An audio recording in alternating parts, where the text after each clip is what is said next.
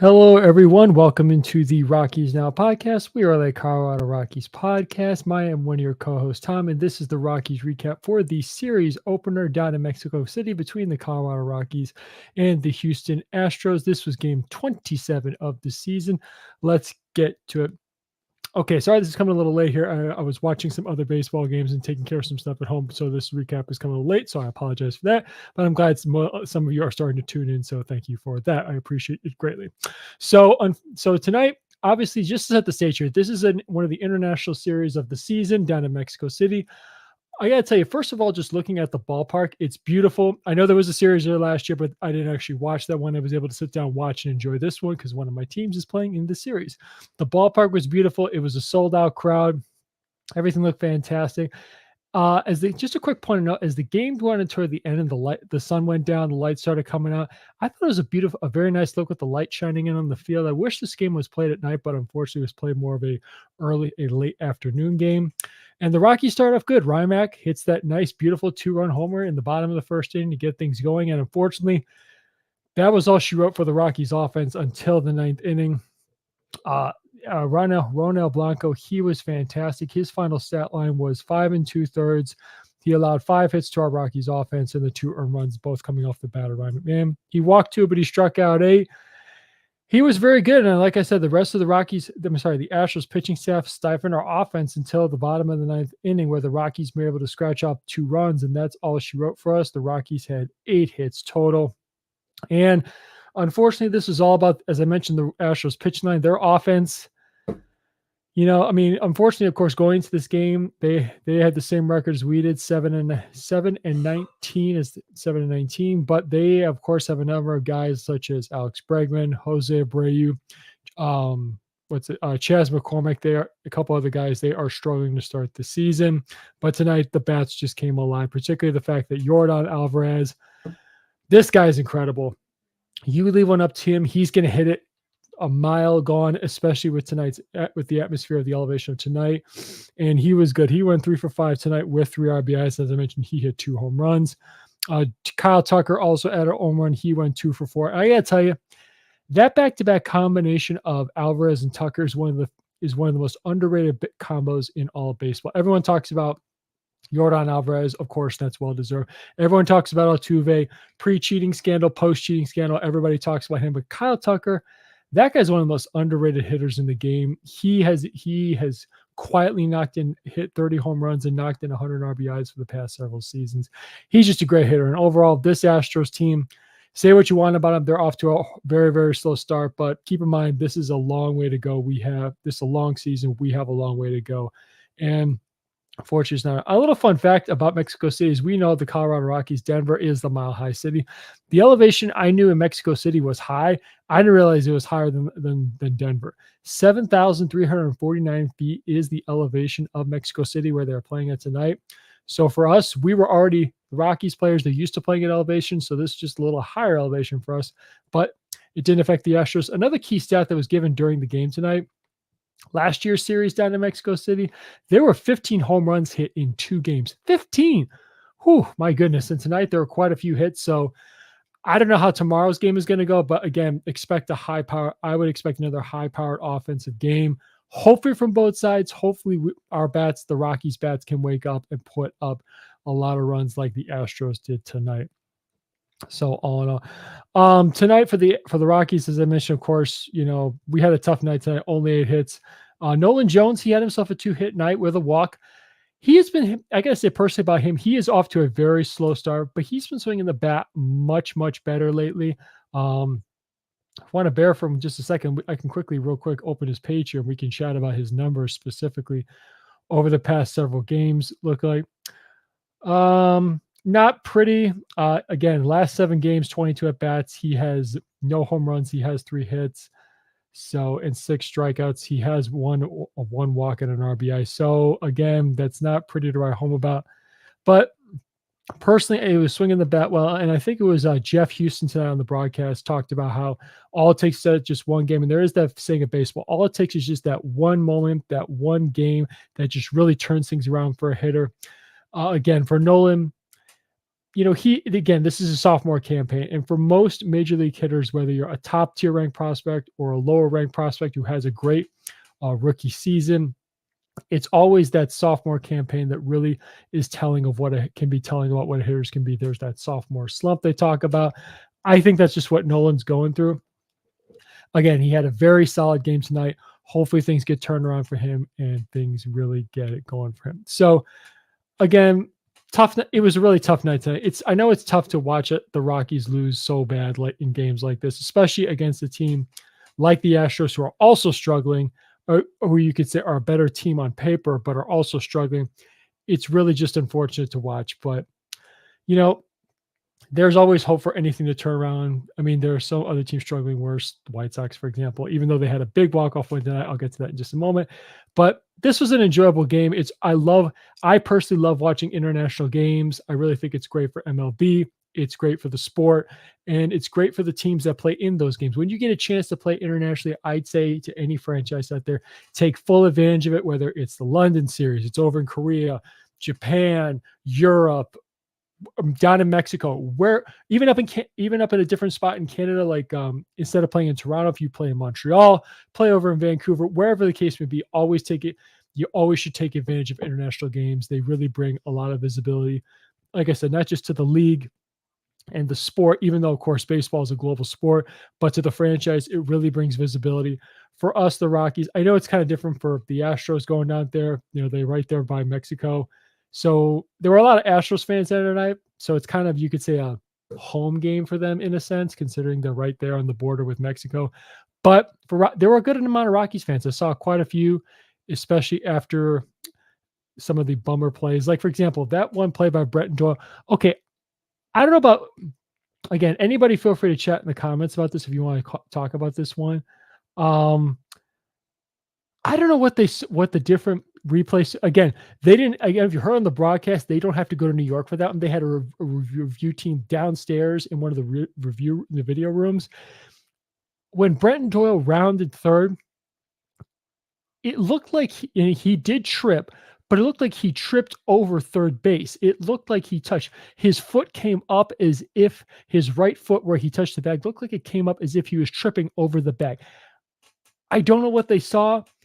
Every angle, I wish we had an angle looking from down the third baseline or in from left field where we could take a better look at it. It looked like he touched third. Again, he was called out. So you have to have indisputable video evidence to overturn it to call him safe and score the run. But at the time, that was a killer. Again, the Rockies were down 4-2. That would have made the game down 4-3. I thought he touched the bag. I don't know what the third base umpire saw. I don't know what else they saw. I guess they didn't see enough to overturn it to make him safe. So it's a bummer, but again, we'll see. Hopefully tomorrow we can go for the series tie, improve our record, to once again be tied with the Astros at 8-20. And hopefully head into the off day to go back home and then go down for a series in Miami. Hopefully we get some momentum for that one because the Miami Marlins are struggling. Last I checked, I believe they've lost 5 in a row. So they're a team that is on a huge slump. Hopefully they don't win tomorrow. We win tomorrow and carry the momentum into Miami and take full advantage of that. But again, one game at a time. We still have game 2 down in Mexico City tomorrow. Oh, excuse me. Okay, let's go around the National League West here a little bit here. Let me just adjust my standing spot right here. Okay, oops, my mistake. Sorry about that. Hold on one second. Let me get that back. Okay, so around the National League West, the Philadelphia Phillies defeated the San Diego Padres by a score of 5-1, and 2 other games were in progress. Let me check if they still are. Oh, yes, I'm sorry. The Los Angeles Dodgers defeated the Toronto Blue Jays by a score of 4-2. The Dodgers, who are currently sitting atop the National League West, have won 6 in a row. So they're catching fire. Some guys are really starting to hit, including Shohei Ohtani, who broke a record mark for this. I'll talk about in just a moment here.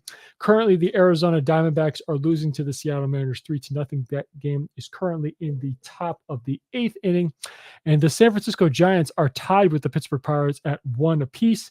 They are currently in the top of the 10th inning. They're about to start. And again, they have that little bit ghost runner on second base. So we'll see how those games turn out.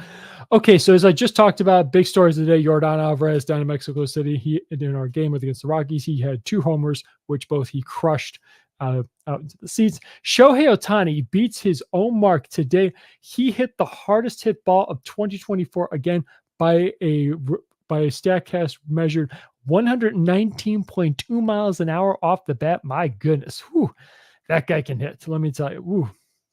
My goodness. New York Mets first baseman Pete Alonso hit his 200th homer of his career. He is the 4th fastest player to reach that milestone. We had a trade today, the Red Sox and Cubs, between the Red Sox and the Chicago Cubs. The Cubs traded Garrett Cooper to the Boston Red Sox for cash considerations. The Red Sox are looking to fill a little bit of a gaping hole that they have right now at first base. And speaking of which, of the Boston Red Sox, they had a pretty big win today. They defeated the Chicago Cubs by a score of 17 to nothing. Oh boy. And as you know, me being a White Sox fan, anytime the Cubs lose, that puts a big smile on my face. This one puts a huge smile on my face.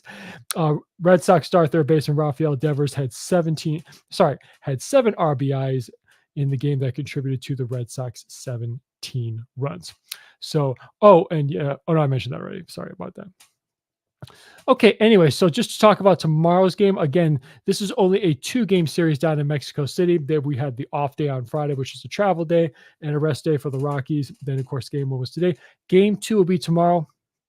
For the Houston Astros, they will send Framber Valdez to the mound, and our Colorado Rockies, we will send another lefty to the mound in the form of Austin Gomber. That game will be at 2:05 p.m. Mountain Time, 3:05 p.m. Central Time, which is where I am at. That game, I believe, wherever you watch Rockies, get your Rockies broadcast. That game will be broadcast on over the air at that particular time. Just double checking. No other things. Big things going on around baseball. Bruno, thank you so much for your comment. Thank you so much. We appreciate it greatly. Thank you for all the support and kind words that you guys give. I do appreciate that. So shout out to you. Thank you for your comment in the chat. Well, closing thoughts again. Excuse me. Blowout losses do happen, and especially when you're playing, as we know, when you play at elevation, you are going to run into some hard hit baseballs that fly fast and far through the air.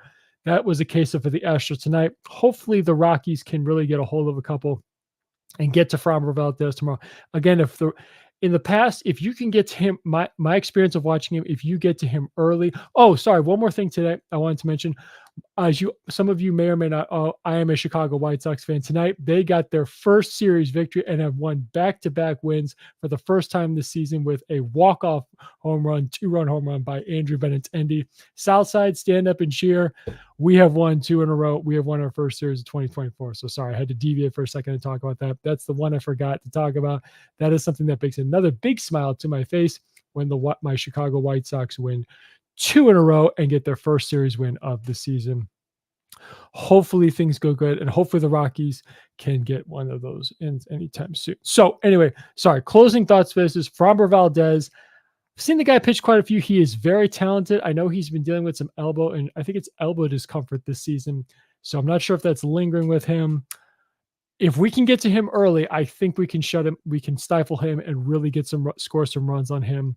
So hopefully the Rockies offense is not too aggressive early, but is not afraid to swing the count. He does have a very huge swooping curveball, so you got to be wary of that. But he does have a good cutter that he also runs in, especially to right-handed hitters, and he can really poke it when it comes to left-handed. So that's the big. So that's I've always been leery of his curveball. It really drops in there, so you have to be careful of that one. So if the Rockies can get to him early, I think they stand a good chance to win this game. Again, like I said, he is a guy who lives at the bottom of the strike zone with the changeup, the curveball, and cutter down or backdoor coming in.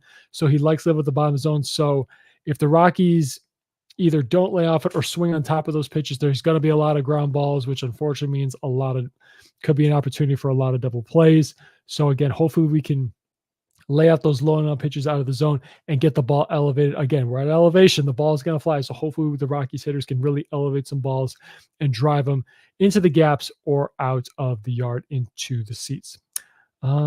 But yeah, so again, like I said, sorry this recap was coming a little late. It's nice to see a lot of you jumping into the chat here and viewing from Facebook X, from Twitter X, or YouTube, or also on Instagram. So we greatly appreciate Steven and I greatly appreciate the support you guys have given us.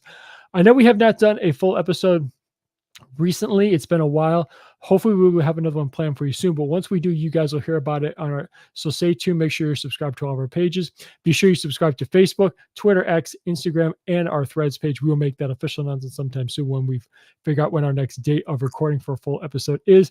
Again, I will be back tomorrow on the recap to recap the series finale, game 2 of this series against the Houston Astros down to Mexico City before the off day on Monday, before the Rockies head on the road to Miami. So thank you for tuning in this episode of the Rockies recap. Like I said, please subscribe to all of our social media pages, and be sure you're subscribed to our YouTube. Click that button down there to subscribe to our YouTube channel so you'll get alerts when these recap episodes happen. Also to tune into our full episodes. And again, if you ever miss any recaps or episodes, you can definitely watch them on our Twitter X page and also our YouTube channel. And feel free to comment. We try to respond to all that we can. Comment if you want to reach out to Steven and I and start a baseball conversation, or ask us questions, or give us a question to answer on a future episode. Please send us one in our DMs. My Twitter X handle is right down there below my name in the bottom corner down here that I'm currently pointing at. So please be sure to follow me. And that'll do it for this episode. Have a good night, everybody. And as always, go Rockies.